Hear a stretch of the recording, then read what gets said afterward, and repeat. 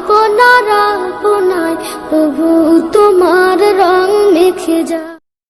আসসালামু আলাইকুম রহমতুল্লাহি ওবরকাত। সম্মানিত ভিউয়ার্স, আজ আমরা চলে আসলাম মদিনা শরীফের নতুন একটা জায়গায়, যেটা আমরা প্রায় সবাই আমরা কম বেশ চিনে থাকি।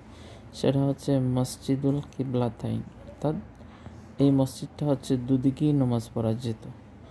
তো নবী করিম সাল্লাল্লাহু আলাইহি ওয়াসাল্লাম এই মদিনাকে কেন্দ্র করে, মসজিদকে কেন্দ্র করে অনেক ইতিহাস এই মসজিদের মধ্যে জড়িত আছে। তো এই যে সামনে দেখতেছেন, এটা হচ্ছে মহিলাদের প্রবেশ পথ, আর এটা হচ্ছে পুরোটা মসজিদের একটা সামনের দিক। তো এই দিক দিয়ে, আর এই দিক হচ্ছে পুরুষরা ঢুকে। তো চলুন আমরা মসজিদের ভিতরে ঢুকে দেখি।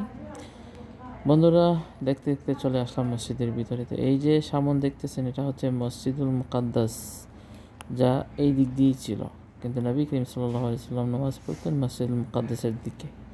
এখন এটা বের হওয়া এবং ঢোকার স্থান হয়ে গিয়েছে। এখন এই কিবলা এখন আর এদিকে নেই, এখন সামনের দিকে অর্থাৎ পজিটিভ দিকে চলে গেছে। তো এদিকে এখন মসজিদের ভিতর ঢোকা হয় এবং বের হয়। আর এই যে দেখতেছেন, এটা হচ্ছে মসজিদ। এটা মসজিদুল হারামাইনের দিকে, অর্থাৎ কাবা শরীফের দিকে, এদিকে এখন মসজিদ ঘুরে।